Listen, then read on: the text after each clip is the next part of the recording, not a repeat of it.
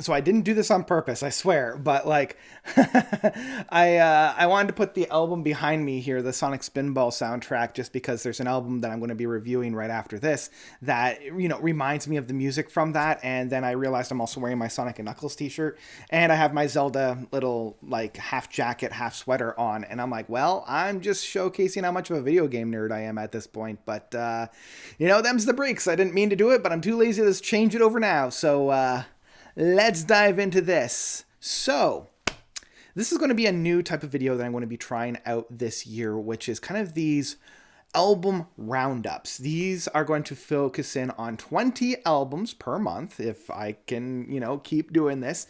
And it's going to be those albums that were released in the past month and even before, because I can't listen to everything. And this will give you guys more opportunities to discover new music that I've been listening to and that I've been enjoying. But B, doesn't put the pressure on me to do individual reviews for each and every album. I mean, you probably have noticed that I haven't been putting out as many album reviews last month in January. I think I only did like one or two. And part of that was like, well, I don't want to put all this time and effort and resources into, say, 5 or 6 albums. I'm going to put my time and effort into these 20 and do a big roundup video of all of them at the end of the month. So that's where we are now. This is where we are. And yeah, I'm going to see how this works. So I've left the timestamps down below, either in the description or in the pinned comment, whichever one I was able to figure out, just to showcase these are the albums I'm going to be covering if you don't want to spend your time listening to all 20. I do recommend that you stick around for each 20 because there might be something that you didn't know about, and you might be finding yourself a brand new favorite album within this bunch, because that's what I want to do. I want to make sure that I'm covering those more popular albums to get the people in, and now that they're in, I'm going to showcase the entire thing. I'll put the album here behind me so that you guys can see it. I'll also say the album at the beginning and at the end so that you're not kind of like, oh, what album are they talking about at this time? And again, timestamps, just use those.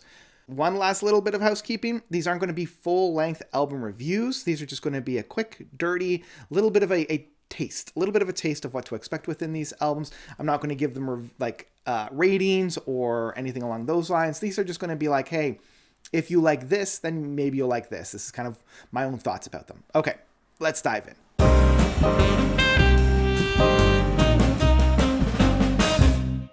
The Path of Decoherence by Advocacy. So Advocacy is a brand new band for me. I guess they got their start back in 2015. I believe they're from Denmark. And this is a great, just straight up prog metal album. It's very akin to a lot of the prog metal that we got last decade, but just kind of continuing on with that. They know what lane they're in and they stick to it. So if you want some really good, I don't want to say run-of-the-mill, because they are doing their own thing. They do have their own flavor. This feels like a concept album. It's got a lot of nooks and crannies. Lots of really good guitar moments on there. And it was a good time. Nothing too much to write home about, if I'm being perfectly honest. Nothing to rise it above the cream of the crop in that sense. But at no point was I ever scrambling to turn it off. At no point was I ever like, I got to get this thing off. It had moments on there where I was just like, ooh, that was tasty. So yeah, I would give it a spin. And that was Path of Decoherence from Advocacy.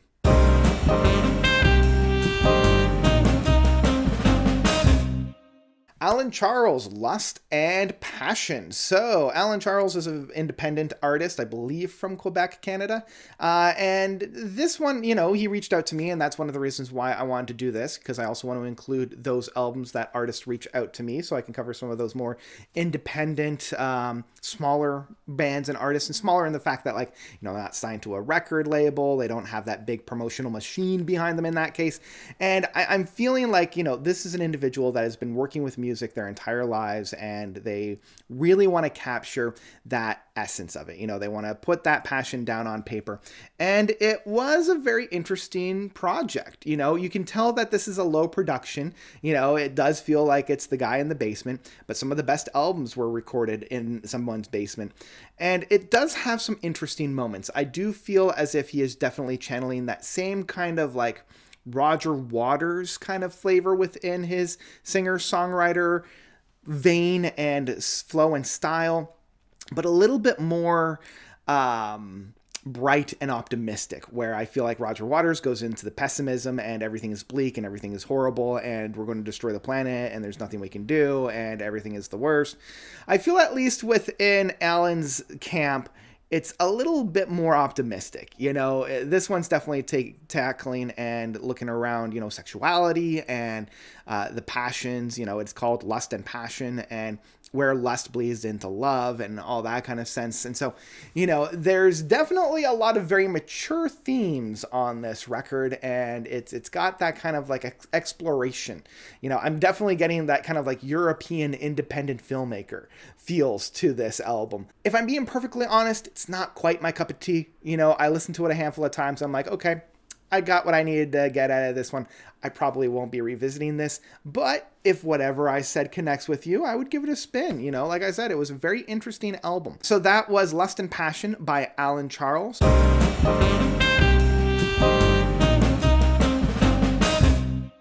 Experience the Machine by Announce the Apocalypse. So, Announce the Apocalypse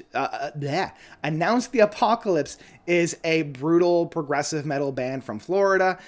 You're getting flavors of thrash, you're getting flavors of like doom and death metal. And this was interesting, and it kind of lulled me into a little bit of a false sense of security, because it starts off with not being all that brutal. It's quite melodic in a lot of this sense. And at first I'm like, oh, it's not quite balls to the wall with the harsh vocals all the time, which I really appreciate. And there are quite a number of moments that carry that through. But like once I was in the album proper, it does release itself. It does release the beast, and it does have a little bit more of like the 80s flair to it. This would kind of be up anybody's alley that loves that, Iron Maiden or Judas Priest, but a little bit harsher. If you're listening to like an Iron Maiden, you're like, oh, I just wish it had a little bit more teeth. I wish it had a little bit more of a sharp edge to it. I wish it was a little bit more brutal.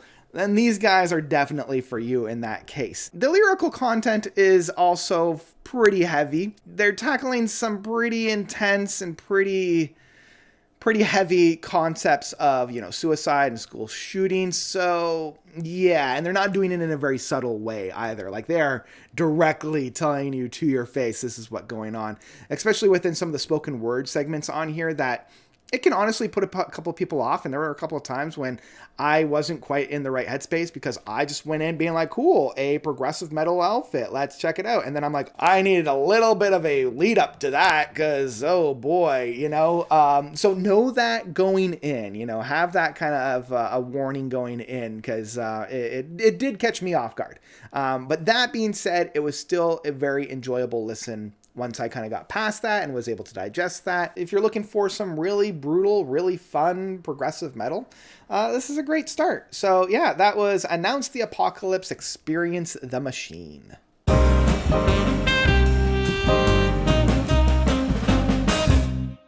Ellesmere, they put out a new album called Stranger Skies, and I was introduced to them back in 2020 with their album of Weird, I believe is how you pronounce it, and it's some really good retro progressive rock. It kind of reminds me of like a Anthony Kalugian or a Carfagan in that sense. Very retro 70s prog that I really enjoyed, and this album continues that. This one is the fourth within the discography. I believe this is all instrumental by multi-instrumentalist Roberto Vitali Ellesmere. And yeah, like I said, this was a really interesting one, really fun. I'm kind of getting that flavor of that instrumental progressive rock. There wasn't really any big moment on here, like the ebbs and flows, right? The peaks and valleys. It was a very pleasant listen, but I didn't have, that big show-stopping number. There wasn't that like big crescendo that I was really waiting for. But that being said, the overall journey, the overall, wandering through the forest was quite a pleasant one and quite a interesting one. So this isn't necessarily one that I would run out to listen to, but if you're in the mood for a more mellow, more atmospheric, much more like pastel kind of a flavor within your progressive rock music, I would definitely park the car here for a couple of, for about an hour or so and just take in the different flavors of this one. This was a lot of fun, and yeah, I would recommend it because there are moments in the day where I'm just like, I need something just to kind of chill to. And that's where I get Stranger Skies by Ellesmere.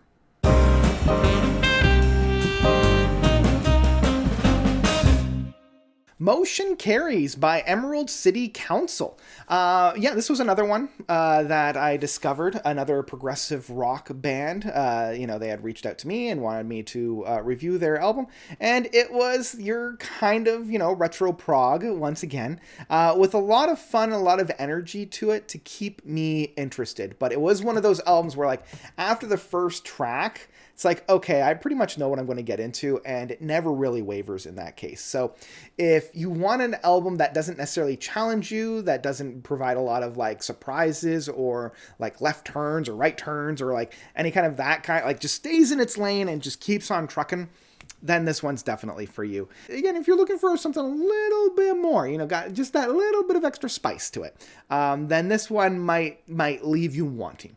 But it's still great fun, and I would, check it out if that's kind of up your alley. So that was the Motion Carries from Emerald City Council.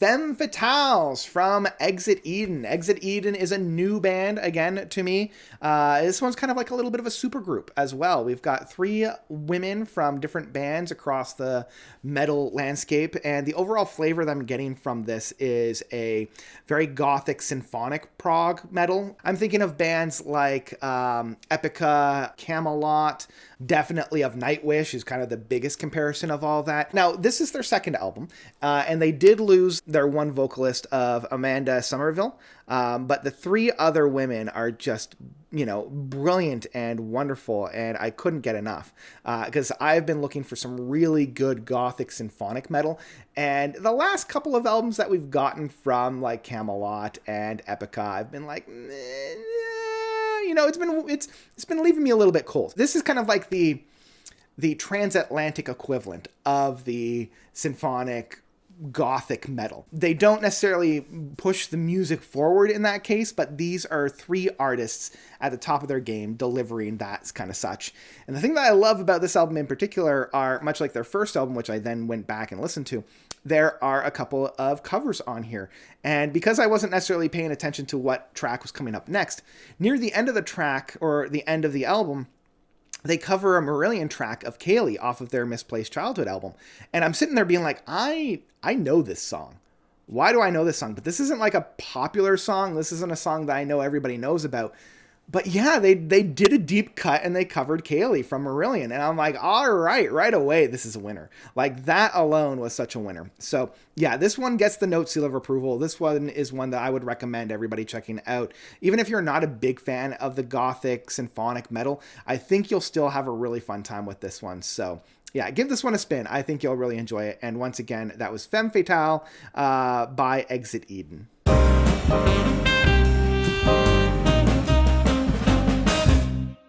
Let's try that one again.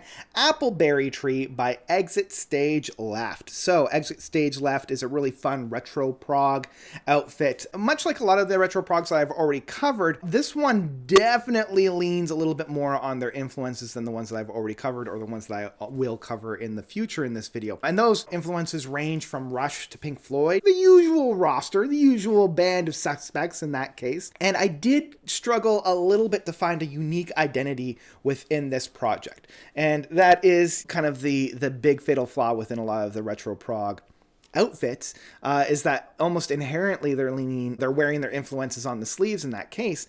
But it was still quite a pleasant listen, and there was still a lot of really interesting things that they were doing with their influences to make me continue to listen to it. I will say that it did end a little bit on a lower note. The last 2 tracks off of this album were, in my mind, a little bit of a dud, but you still had really interesting and stellar songs like Sun and the title track that I wanted to go back to and listen to. So yeah, this was a really enjoyable album, one that I thought was really interesting on what they do, and I am looking forward to see what Exit Stage Left will do in the future when they start to kind of move beyond those influences, when they start to kind of develop their own personality in that case. Feel like they're still holding on to the guardrails that are their influences, and I can't wait for them to kind of finally push off and then start running on their own 2 feet. So yeah, if you're a fan of bands like Pink Floyd and like Rush, I would give this one a spin. I think it's going to be a really good time. But yeah, if you're looking for that next big sound, you're not going to find it here. So yeah, that was Appleberry Tree from Exit Stage Left.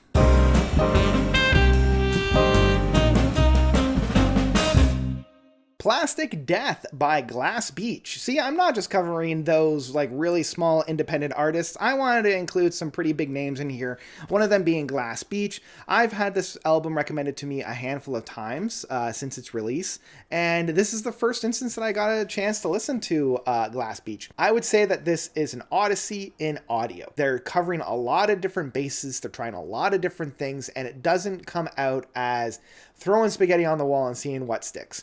You know, there really is a method to a lot of this madness, and I really dig it. They're using a lot of traditional progressive rock techniques in this that I can really grab onto and really, really enjoy. Most of it works. I will say most of it works. I will say if they're using more of that kind of inherited progressive rock techniques, they fall victim to relying a little bit too much on their past influences, most heavily being Radiohead, especially within the OK Computer era, as well as within kind of like the Kid A. It starts to get a little bland for me. It's like, okay, we've had this style of music for about 20, 30 years now. Let's try something else. Let's try something different. And for a band that's trying so much new things, I was a little disappointed to hear them kind of lean a little too much on those kind of influences in that sense. But give me all those strange and quirky things, and I am a very happy person. I really love that penultimate song, the second last track. I thought it was just mwah. In that case, it's getting the chef's kiss because, you know, they're going into the 8 minutes, and I love when a more popular band decides to go into the 8-minute mark. So yeah, this one was a lot of fun. This was one that I spun a handful of times and really enjoyed each listen. Yeah, that's what I've got for Glass Beach's sophomore record of Plastic Death.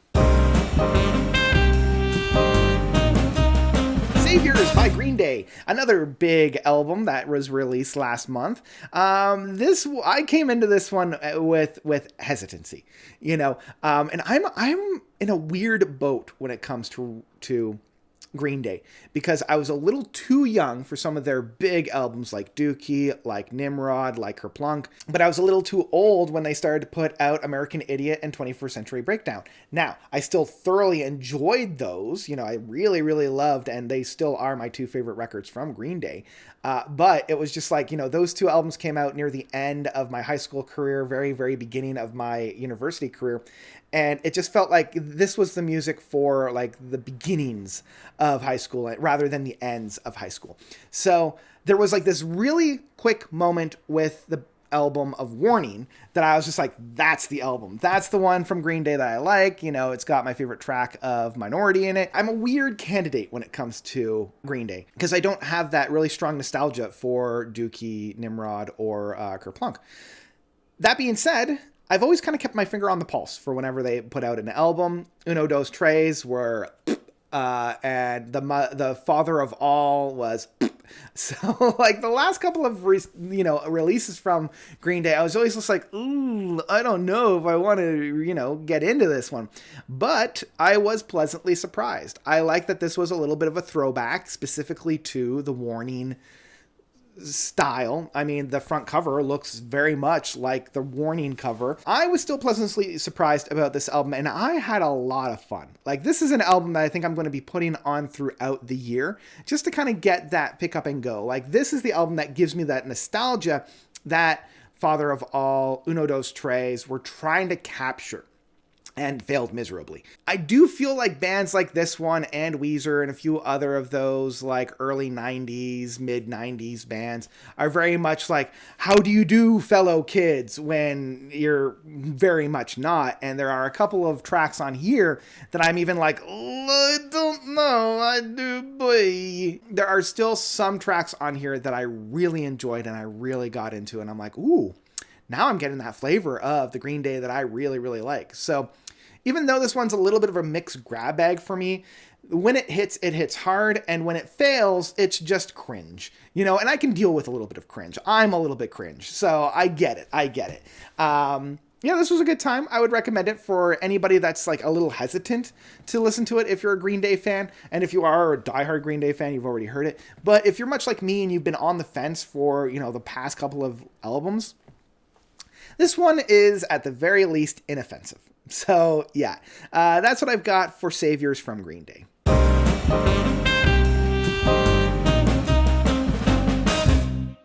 Obsidian Wreath by Infant Island. And with a album title like that, by a band named that, you're going to get some dark and gnarly death metal.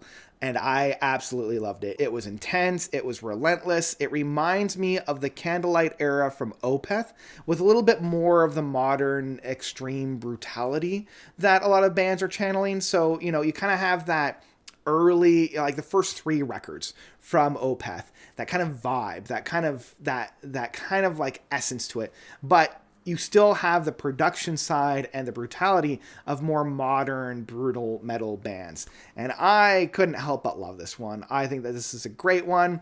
If you're into metal, you should check this one out. This is another one that I got from my buddy Maddie.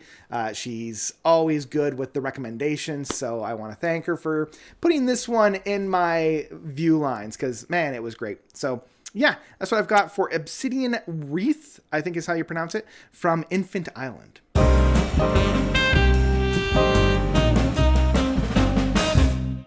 Distant Starlight from Jef Bek. So Jef Bek is a multi-instrumentalist, very independent. This is much like, say, Alan Charles, where it's like, yes, you are passionate about music, and I can see that passion bleed through.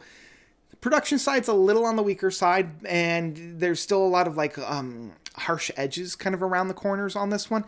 It was still a really interesting treat on this one. If you're looking for retro prog that's definitely very heavily influenced by Yes and Gentle Giant, you'll be pleasantly surprised, and you will enjoy your time within this one. It does kind of suffer from the very independent artist album, where usually with an album like this, there would be some kind of a producer behind the scenes, shifting through the diamond from the rough and really polishing and focusing in and developing those really brilliant moments, and leaving those moments that maybe bring the album down a little bit to the wayside and being like, well, let's maybe repurpose that or think about it. The only thing is, though, you can tell that there's joy found within the process of making this album. So I can't fault him for that. There are some really interesting moments and some moments on here that I really particularly enjoyed, like the title track as well as on Riptide.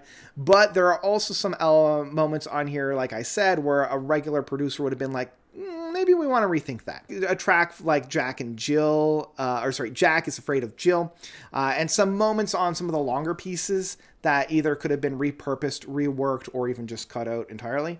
But that being said, it was still a very interesting time. As I mentioned, if you're a fan of Yes, because there are a lot of moments on here that I'm like, this feels like a Yes song.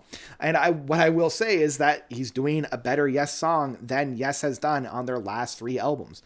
Maybe not necessarily Mirror to the Sky, but definitely on Heaven and Earth. Yeah, it's an interesting album. It's one that, I wouldn't necessarily run out to check out, but if you're curious, I would. So that's what I've got for Distant Starlight from Jef Bek.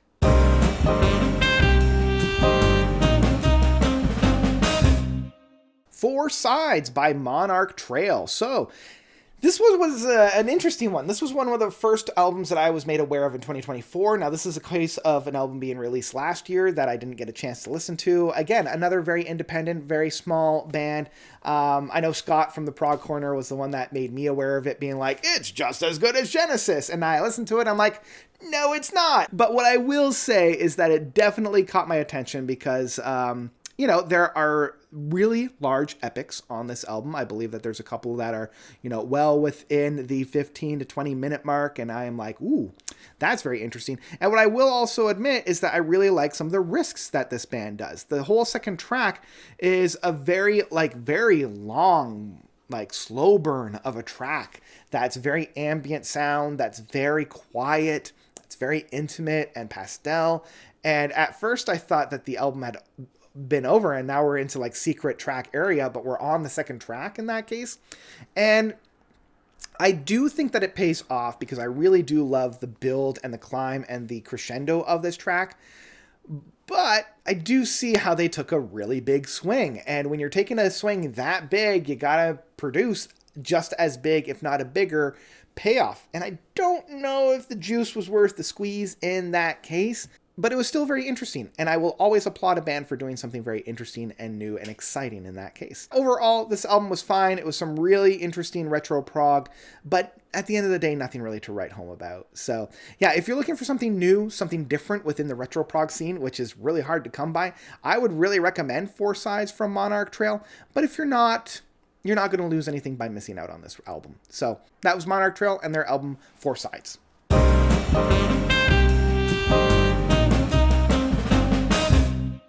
What Lies Beneath by PROJEKT GEMENEYE. So you can tell that these guys are really new. They are fresh on the scene. They are hungry. They're energetic. They're ready to get their name out there. And on the one hand, that works because we have that energeticness. You have that very new, very green. You know, they're still kind of coming into their own kind of styles on there. And I still think that they're working on their exact sound, you know, because they're wavering through the landscape. They're trying different things. And in that sense, it does kind of fall into the generic hard rock prog kind of camp. And, you know, I think that this will allow them to really play through the landscape, try different things, and seeing what they want to continue to do, and then really develop their voice in the future. With that journey, there's still a lot of really fun moments on this. Like, I like their two longer songs of The Angel Scream and I'm Free. That really showcases a lot of promise for this band. And I will admit that the chunky bass line that's found throughout this album, how prominent it is in the mixing, and how interesting it is within the playing style, got me very excited to see where these guys are going to go from here. So yeah, I would recommend this one. I would check this one out if I were you. But as I said, they're still very new. They're still very green. They're still finding themselves. So know that going in. And that was PROJEKT GEMENEYE with What Lies Beneath.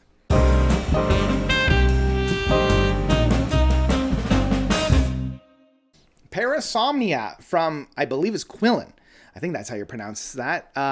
Yeah, this was great instrumental doomer. I want to say doomer, but like jammer, stoner record album-ish. That's kind of channeling like the King Buffalo or the KLL. And I always get really excited when I hear bands like this and albums like this. And I love how the first half of this album, each track bleeds right into each other. So you get about 20 minutes of uninterrupted, really great stoner doom metal in that case. And then the second half of the album is kind of individual bite-sized chunks. I could have done without the direct call out to Karma Police from Radiohead at the end of 100-Handed Wars. Again, these albums with being a direct call out from Radiohead. But the rest of the album was amazing. And if you're looking for that stoner doom metal from, you know, as I mentioned, King Buffalo or KLL, you're really going to have a good time with this one. And this is one that I've been putting on kind of in the evening when I want something that's a little bit heavier, but also just kind of mellow out too. This is a great record for that. So I would recommend Parasomnia from Qilin.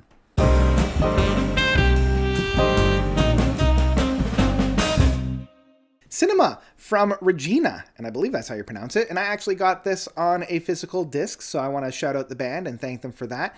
This was a great kind of a new chapter within the retro prog, and I would even be hard pressed to call this one retro prog in that case. It's almost like a modern prog. I really enjoyed the first half. It had a good start. It had some great energy within it. I love the interplays between all the musicians and all the different instruments on here, and it had some really fun proggy moments that I found very, very satisfying. And even that big epic as the conclusion of this album, it was very nice. Very tasty in that case. You can still tell that these boys are pretty fresh. They're still pretty new on the scene, which, as I mentioned within some of the past reviews that I've already done, it does add to the charm of this one, you know, because they haven't quite found their lane, so they're trying a lot of different things to see what sticks.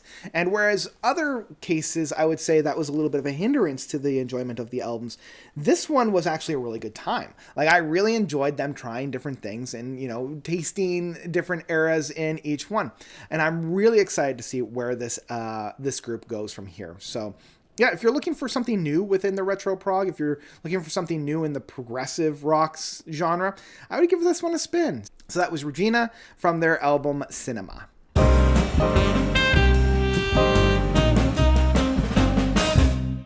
Love and Titanium from Jeremy Renner. Yes, our boy Jeremy Renner, Hollywood heartthrob from the Bourne Identity series, from the third movie, I think it was, as well as Hawkeye from the MCU.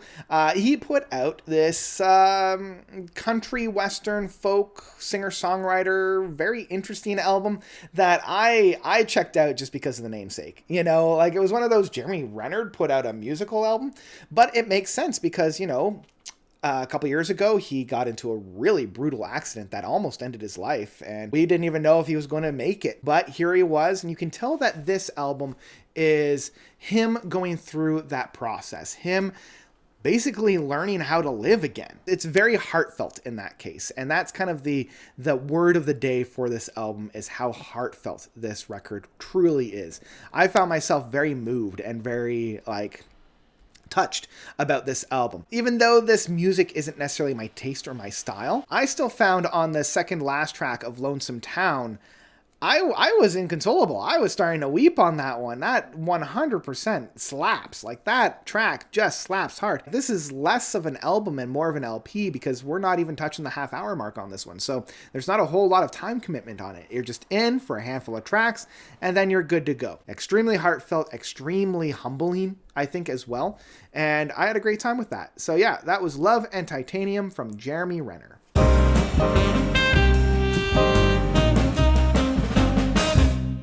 Of Golden Verse by Sermon.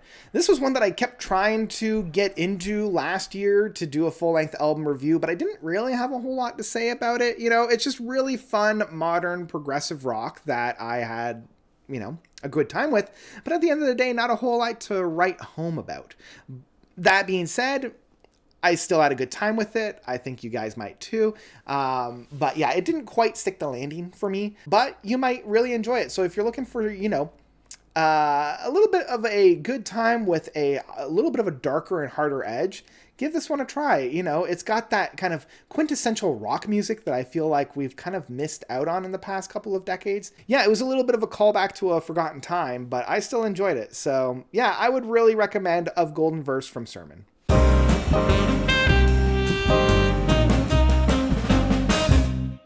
Wall of Eyes from The Smile, another really big release that came out, the sophomore album from The Smile.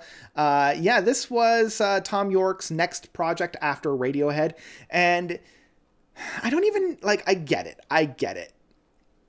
But in my mind, I really enjoyed the first album, the debut self-titled, but it was still kind of Radiohead 2.0 in my mind. You know, there wasn't anything that really distinguished The Smile away from Radiohead. And even though, you know, more Radiohead music is always a good thing for me, I'm like, yes, I want more Radiohead music. If Tom York is going to do something different, then do something different. You know, if he's going to do a different band with a different collaborator, use that collaborator, make some new music, do some more unique things. And it just felt like this was Radiohead 2.0. Now, he's leaning a little bit more on Hail to the Thief and In Rainbows on this one, which I really appreciate because I have a soft spot for Hail to the Thief as well as In Rainbows. I mean, In Rainbows is one of my all-time favorite records from Radiohead. And I was still really looking forward to this one. And I was really, really excited. But, I mean, at the end of the day, there's nothing really all that surprising on here, and that's one of the reasons why I came to Radiohead, was the surprises, the quirkiness, the left turns, the right turns, you're starting in one place and ending up somewhere completely different. You never knew what you were going to get until you got there. That all being said, this album knows exactly what it wants to do, a Radiohead 2.0, and it does it extremely well. So I can't knock it for something that it isn't. Looking at just the music that's found on here, it's stellar, it's beautiful, it's brilliant, I loved it, and I just had to temper my expectations. And I think with The Smile at this point, I now know what to expect with this band, so I'm not going to have that big, oh, this is what we're getting. in their third album if they decide to do it. So yeah, this is still one that I would recommend, and just know what you're getting going in. I had a great time with it after I kind of digested it for a little bit and realized where I was. And again, this is a stellar record. I would put this very easily in and amongst, you know, some of Radiohead's best work. So yeah, that's what I've got for Wall of Eyes from The Smile.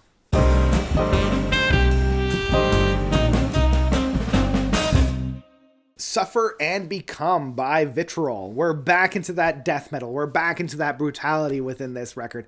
And man, this is an intense and brutal metal album that is relentless and meaty. There are so many moments on this record that I had that stank face where I'm just like, yeah, now we're in it. Now we've got it. So this one isn't necessarily for the faint of heart. You know, this isn't for somebody that looks for, oh, I want something light, something, you know, non-challenging. In that case, you are going to be challenged. You are 100% going to be challenged. It's going to knock you off of your feet. And if you want that, you are going to be very, very satisfied with it. And if that's not, then maybe you want to steer clear. So this is one that I would absolutely recommend. You know, this is one that I would say, yeah, you definitely got to listen to it. I think this was a great one. I think you guys should check that one out. And again, that was Suffer and Become from Vitriol.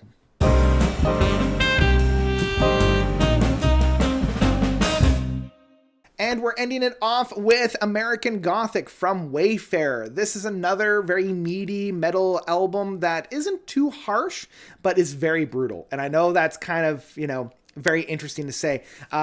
It's not harsh in terms of the vocal. You don't have like very technical style. Like it's not like blast beats all over the place. You're not like, brah, but it is very brutal. You know, you've got that chug, you've got that oomph, you got that stank face going on where you're like, and it has some really fun stoner metal moments on here that I love. You know, I love a good stoner metal music. You know, get me that good sleep, you know, that good dope smokers. And I'm just like, now we're talking. So yeah, this is another one that I would highly recommend. I would recommend this one as more of a slow dip your toe in, see if this is kind of the stuff for you, because it's not going to be quite as challenging as Vitriol was, you know, the one that I just reviewed. It's a little bit more forgiving. It's a little bit more friendly, but man, it still has some great moments on it. So yeah, I would highly recommend it. And that was American Gothic from Wayfarer. And that's it. Those are the 20 albums that I'm going to be doing for this roundup. I want to thank you all for watching up until this point. Hopefully you found something that tickles your fancy. Hopefully you found a new favorite album in the bunch. And yeah, I hope you like the random grab bag of different artists and different albums from very well established bands, as well as those very smaller independent works, because each one is just as important as the other. So yeah, I hope you enjoyed this one. Let me know of some albums that are coming out in February, or any ones that came out in January that I missed, to help me round up the next 20 for next month. Leave those down below, because yeah, I'm really excited to dive in. I've already got a little bit of a list going on for the next roundup that I'll be doing at the end of, I guess the beginning of March, end of February. But yeah. Also, if you haven't already, please check out my podcast with Grace Hayhurst called The Metalhead. It's a lot of fun. I have a YouTube channel if you want to see us rather than just listen to us. Or if you don't want to see us at all and you just want to listen to us, we're on all the podcatchers out there. Just search The Metalhead. I have the link down in our description. Because, yeah, it's a great time. We just wrapped up our favorite records from 2023, our predictions, and what we're really looking forward to for 2024. And a new episode will be dropping later on this week that looks at the Grammys and a couple albums that we'll be talking about in the future. So yeah, it would really mean a lot to me if you check that out. And that's what I've got. So once again, I want to thank you all for watching and taking part in the first album roundup. Please share this one around, because I know this one's a little bit longer. It's covering a lot more ground.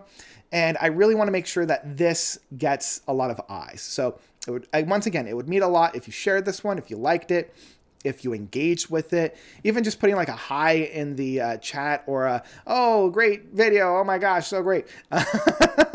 It really would help me out. You know, it really would help me out, because I want this one to get more eyes, because it's covering some of those smaller artists that really do need a little bit of a bump. So yeah, thank you all for sticking around and tuning in this long. That's where I'm going to leave it. So, as I mentioned, thank you all so much for watching. As always, you guys are definitely the best. And until next time, notes out.